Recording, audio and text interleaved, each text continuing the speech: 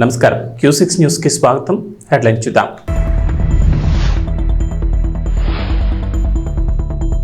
రుణమాఫీ వర్తించిన రైతులకు good news. వివరాల నమోదుకు యాప్, రేపటి నుంచి సర్వే.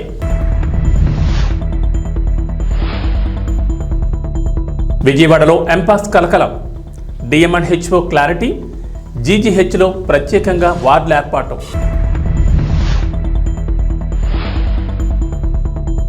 హైదరాబాద్ నగరంలో గణేష్ మండపాల ఏర్పాటుకు ముందస్తు చర్యలు. నగర సిపి శ్రీనివాసరెడ్డి వెల్లడి.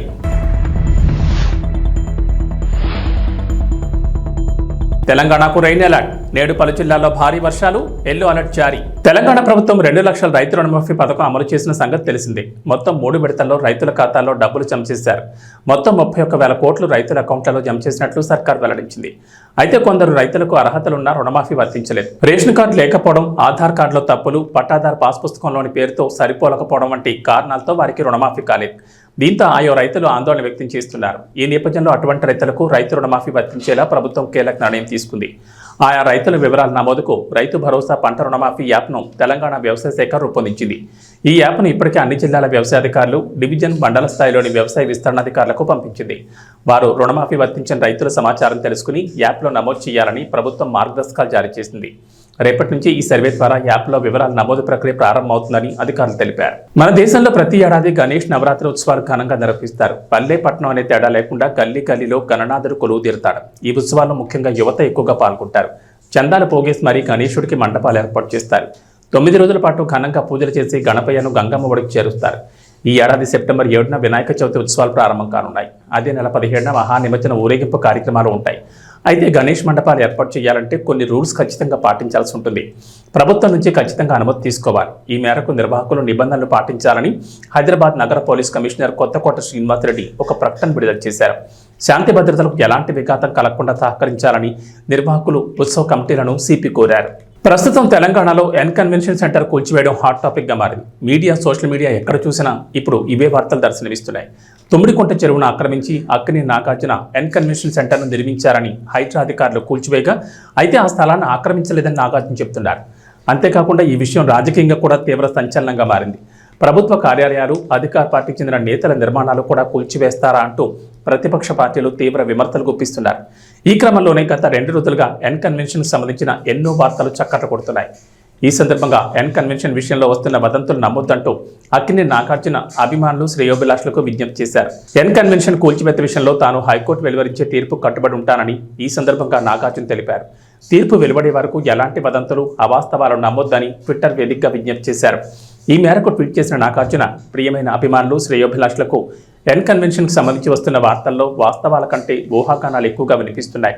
పట్టాభూమిలోనే కన్వెన్షన్ నిర్మించాం, ఒక్క సెంటు కూడా ఆక్రమించలేదు. తుమ్మిడికుంట చెరువు ఆక్రమణ గురి కాలేదని special court AP land grabbing act 24/2/2014 ఓ ఆర్డర్ SR 3943/2011 ద్వారా జడ్జిమెంట్ ఇచ్చింది. ప్రస్తుతం నిర్మాణం, చట్టబద్ధతపై నిర్ణయాధికారం కోసం హైకోర్టును ఆశ్రయించాం. న్యాయస్థానం తీర్పును కట్టుబడి ఉంటాను, అవాస్తవాలు నమ్మకండి తెలిపారు. ఆంధ్రప్రదేశ్ ప్రభుత్వం కీలక నిర్ణయం తీసుకుంది. యువతకు సంబంధించి సరికొత్త కార్యక్రమాన్ని తీసుకొస్తోంది. రాష్ట్రంలో ఔత్సాహిక పారిశ్రామికవేత్తలుగా ఎదగాలి అనుకునే యువతకు చేయూతనివ్వాలని భావిస్తోంది.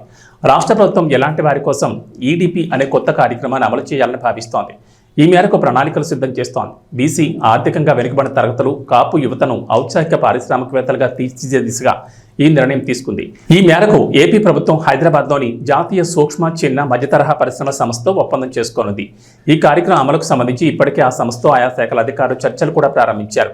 అక్కడ నేర్పించే పరిశ్రమల సిలబస్కు అనుగుణంగా 4 లేదా 6 వారాలు శిక్షణ అందిస్తారు. ఈ మేరకు ఒక్కో అభ్యర్థిపై అయ్యే ఖర్చును కేంద్ర, రాష్ట్ర ప్రభుత్వాల నిధుల నుంచి భరించనుంది.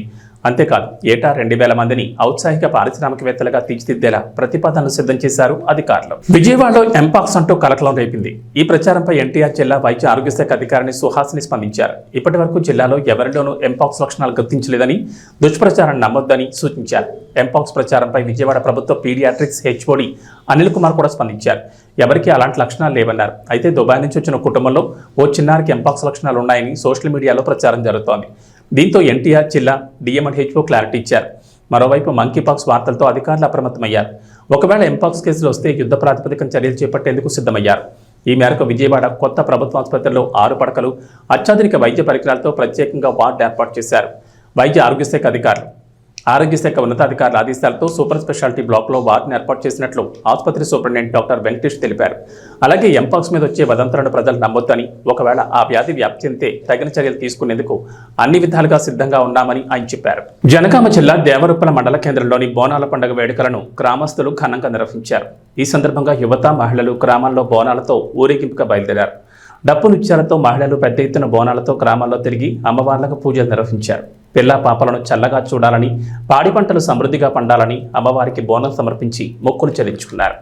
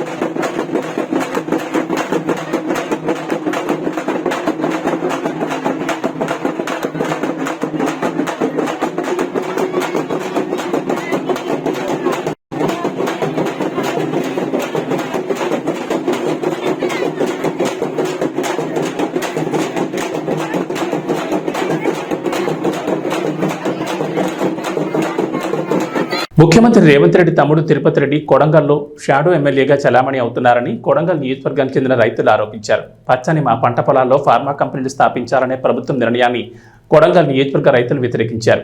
కొడంగల్ నియోజకవర్గంలోని దుద్యాల మండలానికి సంబంధించిన లగచర్ల, హక్కింపేట్, పోలేపల్లి, ఆర్బి తాండా, పులిచెర్ల కుంటతాండ, ఈర్లపల్లి తాండా గ్రామాలకు సంబంధించిన గిరిజన, దళిత, బీసీ సామాజిక వర్గాలకు చెందిన రైతులమైన మా పంట పొలాల్లో ఫార్మా కంపెనీలు స్థాపించాలని కాంగ్రెస్ ప్రభుత్వం 3,000 ఎకరాల భూమిని సేకరించడానికి పూనుకుందని బాధిత రైతులు బషీర్బాగ్ ప్రెస్ క్లబ్లో తెలిపారు.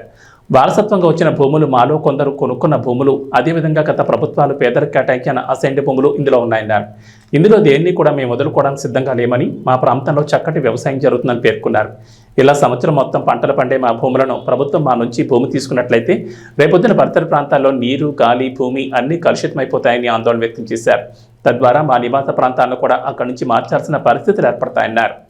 ప్రభుత్వానికి, మీడియా మిత్రులకు అక్కింపేట, పూలపల్లి, లగచర్ల, కోడిబండ తాండా, వీర్లపల్లి తాండా, పులిచెర్లకుంట తాండా ప్రజల తరఫున ముందు నమస్కారాలు తెలియజేస్తున్నాం. మా బాధ ఏంటంటే రేవంత్ రెడ్డి ప్రభుత్వం వచ్చిన తర్వాత మా గ్రామాలు, ఇప్పుడు చెప్పిన గ్రామాల నుంచి 1,500 ఎకరాల భూమి కబ్జా చేయడం కొరకు ఆల్రెడీ నోటీసులు ఇచ్చారు. వికారాబాద్ కలెక్టర్ ద్వారా నోటీసులు ఇవ్వడం జరిగింది. ఫార్మా కంపెనీ మేము పెడతాము అని. వ్యవసాయదారులు అయితే ఇక్కడ ఉన్నోళ్ళు అర్ధెకరం, ఎకరా, 2 ఎకరాలు, 3 ఎకరాల లోపున్న సన్నకారు, చిన్నకారు, పేద రైతులు మాత్రమే మా భూములు గుంజుకుంటా అని అంటున్నారు. అక్కడ పెట్టడం వల్ల మా మొత్తం వాటర్ పొల్యూషన్ అవుతుంది ఒకటి, మా భూములు పోతున్నాయి 2. ఇన్ని గ్రామాల ప్రజలు నిరుద్యోగులమై రోడ్ల మీద పడి అడక్క తినవలసి వస్తుంది. దయచేసి మేము మనవి చేసేది ఏంటంటే, మీకు ఆ ఫార్మా కంపెనీ మాకొద్దు. మీరు ఎక్కడన్నా ప్రభుత్వ భూమికి, అదే కొడంగల్ తాలూకాలో మైలారం దగ్గర 2,000 ఎకరాలు, దుద్యాల, తొగపురం దగ్గర 7,000 ఎకరాలు, మాకు తెలిసిన ఒకడికి ఇంకా తెలియని భూమి చాలా ఉంది. మీరు అక్కడ పెట్టుకోండి, అది ప్రభుత్వ భూమి, అక్కడ ఎలాంటి అబ్జెక్షన్లు లేవు, మౌనవి. ఈ భూములు గుంజుకొని నిరుద్యోగులుగా చేసి మీ వ్యవసాయ కూలీలుగా చేసి చేయవద్దని మీ అందరం మనవి. దీనివల్ల మాకు పొల్యూషన్ వస్తుంది, భూములు కోల్పోతాం. దీనికి అన్నిటికన్నా మేలు ఏంటంటే అక్కడ పండించే పంటలు మొత్తం మిల్లెట్లు, మినుములు, శనగలు, జొన్నలు, పచ్చజొన్నలు, కందులు, వరి, ఈ ధాన్యాలు పండించే పంటలు వ్యవసాయ భూములు. బంగారం లాంటి భూములు మేము వదులుకోదలుచుకోలేదు, మేము భూమికి ఇవ్వదలుచుకోలేదు. మీరు పెట్టే కంపెనీ పెట్టుకోండి. అభివృద్ధి పూర్తి చేయాలంటే గవర్నమెంట్ భూమి ఉంది, ప్రభుత్వ భూమిలో ఉండండి, దాన్ని కబ్జా చేసుకోండి, మీరు ఏమైనా చేసుకోండి, అక్కడ కంపెనీలు పెట్టండి. పెడతారా పెట్టారా అది మీ ఇష్టం. అభివృద్ధి పేరు అంటారా, మాకు అభివృద్ధి ఉదాహరణ మేము వ్యతిరేకులం కాము. ఓ మెడికల్ కాలేజ్ పెట్టండి, ఓ ఇంజనీర్ కాలేజ్ చేయండి, మాకు హకింపేటకు పూలపల్లికి ఓ ఇంజనీర్ కాలేజ్ చేయండి, డిగ్రీ కాలేజ్ చేయండి, అవి అభివృద్ధి చేయండి. కానీ తెచ్చి ఫార్మా కంపెనీ పెట్టి పొల్యూషన్ చేసి మాకు కనీసం పీల్చుకోవడానికి గాలి కూడా మంచి గాలి లేకుండా భూమి గుంజుకుంటావు, మంచి గాలి ఇవ్వవు, తాగడానికి నీళ్లు పొల్యూషన్.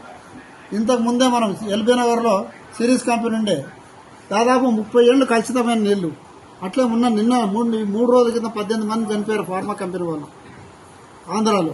అట్లా ఇక్కడ కూడా ఎన్నో అయినాయి చౌటుపల్లి దగ్గర ఉన్న ఫార్మా కంపెనీలు. అక్కడ నుంచి ఈ ఫార్మా కంపెనీలు వల్ల చెడే జరుగుతుంది కానీ మంచి జరుగుతలేదు. కాబట్టి మీ అందరితో ప్రభుత్వానికి విన్నవించకూడదు ఏంటంటే దయచేసి మా మీద కనికరించి మీకు ఓటేసినందుకు పుణ్యమా అని ఈ కార్యక్రమాన్ని మీరు ఏదైతే తలపెట్టినో ఫార్మా కంపెనీ, ఆ ఫార్మా కంపెనీ పెడదామన్న ఉద్దేశాన్ని విరమించుకోవాలని.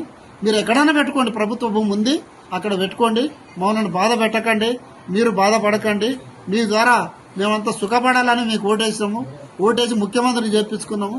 కానీ మీరు మాత్రం ఈ విధంగా బాధ పెట్టడం మాత్రం ఇది మీకు మీ విజ్ఞతగా వదిలేస్తున్నాం. దయచేసి ఎటువంటి పరిస్థితుల్లో మా భూముల జోలికి రాకండి. మేము భూములు ఎటువంటి పరిస్థితులు ఇవ్వడానికి వెళ్ళేమో, మేము దగ్గర రానియము. దేనికైనా సరే కోర్టుకు పోతాం, కంపెనీలు పెట్టనియ్యం, పెట్టినా మేము బతకనియ్యం, అది కూడా జరుగుతుంది. దయచేసి ప్రభుత్వానికి విన్నపం, మా భూముల జోలికి మీరు రాకండి, మేము మీ జోలికి మేము రాము. మీరు అభివృద్ధి చేయకున్నా చేసినా సరే మా బతుకు మమ్మల్ని బతకనియండి. మా బతుకు మేము బతుకుతున్నాం. ఎకరం 2 ఎకరాలు చూసుకొని ముసలో నుడి కూడా అంతా దాని మీద ఆధారపడి దాని ఆశతోటి తరతరాలుగా బతుకుతున్న భూమి అది. మీరు దయచేసి కలుషితం చేయవద్దని, మా దగ్గర ఫార్మా కంపెనీ తేవద్దని మీకు పాదాభివందనం చేస్తే ముఖ్యమంత్రి గారికి విన్నవించుకుంటున్నాం. శనివారం కలెక్టర్ కార్యాలయం మీకోసం సమావేశం జిల్లాలోని తహసీల్దార్లు, టీటీలు, సర్వేయర్లు, వివిధ శాఖల రెవెన్యూ అధికారులతో పీజీఆర్ఎస్ ఫిర్యాదులు, స్వచ్ఛ ఆఫీస్ రికార్డ్, కుల ధృవీకరణ పత్రాలు, అసైన్ ల్యాండ్స్, పట్టా ల్యాండ్స్, ఓల్డ్ ల్యాండ్స్, ఖరీఫ్ ధాన్యం కొనుగోళ్లు తదితర అంశాలపై సమీక్ష నిర్వహించారు. ఈ సందర్భంగా జిల్లా joint collector T Rahul Kumar Reddy మాట్లాడుతూ మీకోసం పీజీఆర్ఎస్లో అందిన ఫిర్యాదులను నాణ్యతతో త్వరితగతిన పరిష్కరించారన్నారు. ప్రభుత్వం మీకోసం ఫిర్యాదులపై ప్రత్యేక దృష్టి సారించడం జరిగిందని తెలిపారు. ప్రతి ఫిర్యాదును క్షుణ్ణంగా చదవడం, అర్జీదారుడు ఫిర్యాదును అందజేసే టైం సమయంలో చెప్పే విషయాలను శ్రద్ధగా వినడం చేయాలన్నారు. అవసరమైతే అర్జీదారులను పిలిపించుకుని ఎన్ని రోజుల్లో ఏ విధంగా సమస్యను పరిష్కరించడానికి వీలవుతుందో కూడా తెలియజేయాలన్నారు. స్వచ్ఛ ఆఫీస్ రికార్డ్స్ మెయింటెనెన్స్ బాగా ఉండాలన్నారు. రికార్డు రూముల్లో విద్యుత్ షార్ట్ సర్క్యూట్ జరగకుండా అన్ని విధాల జాగ్రత్తలు తీసుకోవాలని ఆయన సూచించారు.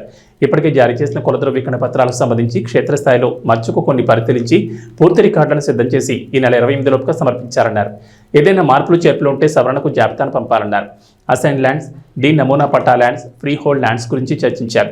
జిల్లాలో ప్రభుత్వ భూములను మండలాల వారీగా గుర్తించి నివేదిక సిద్ధం చేయాలని ఆదేశించారు.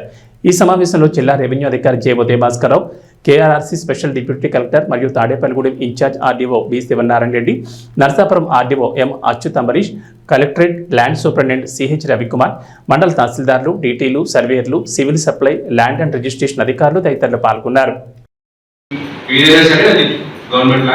ఇక్కడ ఏమైనా ఇంక్లూడ్ చేయకుండా ఇంకా ఏమైనా ఉంటే కూడా అది మీ ఆర్ఎస్ఆర్లో ఉంటే అది మీ దృష్టిలో తెలియాలి. ఈ విఆర్ఓస్ ఎవరు మీకు చెప్పుకున్నాం అంటే అది మీకు తప్పవుతుంది. మరి ఎట్టి పరిస్థితుల్లో మీరు ఆర్ఎస్ఆర్ వెరిఫై చేసి 22 వెరిఫై చేసి తెలిసిపోతుంది. మ్యాక్సిమం ఆర్ఎస్ఆర్ ఉన్నవి ఇప్పటికీ 22లో పెట్టుంటారు.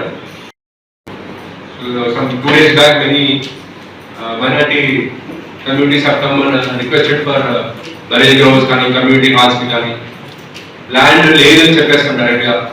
అలా కాకుండా అసలు ముందు మన దగ్గర ఉన్న గవర్నమెంట్ ల్యాండ్ ఎంత ఉంది అనేది ప్రతి తహసీల్దార్కి తెలిసి ఉండాలి. మన జిల్లాలో ఇంత ఉందని చెప్పి మనం చెప్పగలగాలి. డెఫినెట్గా this government will look for developmental aspects. So గ్రామ సచివాలయ పరిధిలో, గ్రామ పంచాయతీ పరిధిలో కమ్యూనిటీ ఇన్ఫ్రాస్ట్రక్చర్కి ల్యాండ్స్ ఏమైనా ఉన్నాయని అడుగుతారు. Or for communal purposes like minority burial grounds కానీ కమ్యూనిటీ హాల్స్కి అడుగుతారు ఖచ్చితంగా. సో అప్పుడు మళ్ళీ హడావుడు లేకుండా ఇప్పుడే వెతికి పెట్టుకోండి. ఎన్ని రోజులు పడుతుంది? 1 వీక్ సరిపోతుందా? సో వెనస్డే టు వెనస్డే అంటే 20 నెక్స్ట్ వెనస్డే పెట్టండి. రెవెన్యూ విలేజ్ వారీగా ఏ సర్వే నెంబర్ ఎంత ఎక్స్టెంట్ ఉంది. If it is under encroachment then we have to remove that encroachment. ఏంటి అనేది ఇచ్చినారు. మేబీ రీసెంట్ గా ఇచ్చిన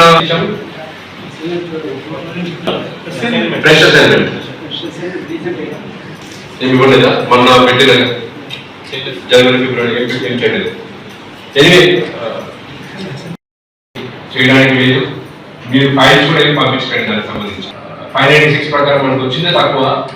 విజయ్ దేవరకొండ తన సినిమాల ఫలితాల గురించి నిర్మోహమాటంగా చెప్పేస్తుంటాడు. ఫ్లాప్ అయితే ఫ్లాప్ అని, హిట్ అయితే హిట్ అని చెప్పేస్తుంటాడు. డియర్ కామ్రేడ్ సినిమా మిశ్రమ ఫలితం వచ్చినప్పుడు ఒప్పుకున్నాడు. కానీ డియర్ కామ్రేడ్ మంచి చిత్రమే, కానీ తేడా కొట్టిందని సెకండ్ హాఫ్ని ఇంకాస్త బెటర్గా తీసుంటే బాగుండేది అన్నట్లుగా చెప్పుకొచ్చాడు. డియర్ కామ్రేడ్ మీద వచ్చిన కన్స్ట్రక్టివ్ క్రిటిసిజంను విజయ్ తీసుకున్నాడు. లైగర్ ప్రమోషన్స్లో విజయ్ కాస్త హద్దులు దాటాడు. హైప్ పెంచే క్రమంలో ఇష్టం వచ్చినట్లుగా మాట్లాడారు. సినిమా మీద నమ్మకంతో కంటే అతి నమ్మకంతో ఉన్నాడు. అందుకే లైగర్ తేడా కొట్టేసింది. బాక్సాఫీస్ వద్ద ఘోర పరాజయంగా లైగర్ నిలిచింది. మామూలుగా అయితే అర్జున్ రెడ్డి సెంటిమెంట్ రిపీట్ అవుతుందని అంతా అనుకున్నారు. ఆగస్టు 25న అర్జున్ రెడ్డి వచ్చి బ్లాక్ బస్టర్ హిట్ అయింది. అదే తేదీన లైగర్ వస్తుంది కాబట్టి అది కూడా బ్లాక్ బస్టర్ అవుతుందని అనుకున్నారు. కానీ తేడా కొట్టేసింది. అర్జున్ రెడ్డి వచ్చి 7 ఏళ్ళు అవుతుందని విజయ్ దేవరకొండ ట్వీట్ వేశాడు. ఫుల్ వర్షన్ను 10th యానివర్సరీకి రిలీజ్ చేద్దామని సందీప్ రెడ్డి వంగాను ట్యాగ్ చేశాడు. సరే చేద్దామంటూ విజయ్కి సందీప్ రెడ్డి రిప్లై ఇచ్చాడు. ఇలా అర్జున్ రెడ్డి మీద అయితే విజయ్ ట్వీట్ చేశాడు. కానీ లైగర్ అనే సినిమా ఒకటి వచ్చిందనే విషయాన్ని విజయ్ మర్చిపోయినట్లుగా కనిపిస్తోంది. ఇక వాతావరణ విషయానికి వస్తే తెలంగాణలో గత కొన్ని రోజులుగా భారీ వర్షాలు కురుస్తున్నాయి. ఎడతెరిపి లేకుండా కురుస్తున్న వర్షాలతో రాష్ట్రంలోని చెరువులు, జలాశయాలు, ప్రాజెక్టులు జలకళను సంతరించుకున్నాయి. అయితే ఇప్పట్లో రాష్ట్రాన్ని వీడేలా కనిపించడం లేదు. తెలంగాణలో నేడు కూడా వర్షాలు కురుస్తాయని హైదరాబాద్ వాతావరణ శాఖ అధికారులు వెల్లడించారు. పలు జిల్లాల్లో భారీ వర్షాలకు ఛాన్స్ ఉందన్నారు. ఉపరితల ద్రోణి, యాక్టివ్గా ఉన్న నైరుతి రుతుపవనాల కారణంగా రాష్ట్రంలో వర్షాలు కురుస్తాయని చెప్పారు. నేటి నుంచి 5 రోజుల పాటు రాష్ట్రంలో వర్షాలకు ఛాన్స్ ఉందని అన్నారు. నేడు నిజామాబాద్, నిర్మల్, భద్రాద్రి కొత్తగూడెం, వికారాబాద్, ఆదిలాబాద్, కొమరంభీం, ఆసిఫాబాద్, మంచిర్యాల, ఖమ్మం, సంగారెడ్డి, వనపర్తి, జోగులాంబ, గద్వాల, నారాయణపేట జిల్లాలో భారీ వర్షాలకు ఛాన్స్ ఉందని చెప్పారు. ఈ మేరకు ఆయా జిల్లాలకు ఎల్లో అలర్ట్ జారీ చేశారు. ఇక మిగిలిన జిల్లాలో ఓ మోస్తరు నుంచి తేలికపాటి వర్షాలు కురవచ్చని వాతావరణ శాఖ అధికారులు అంచనా వేస్తున్నారు. ఇక మంగళవారం మంచిర్యాల, కొమరంభీం, ఆసిఫాబాద్, ఆదిలాబాద్, కరీంనగర్, వరంగల్, హనుమకొండ, నిర్మల్, పెద్దపల్లి, భూపాలపల్లి, ఖమ్మం, సిద్దిపేట, భువనగిరి, వికారాబాద్, ములుగు, కొత్తగూడెం, సంగారెడ్డి, కామారెడ్డి, మెదక్ జిల్లాల్లో వర్షాలు కురిసే అవకాశం ఉందని వాతావరణ శాఖ వెల్లడించింది. ఇవి బులెటిన్ విశేషం. నమస్కారం.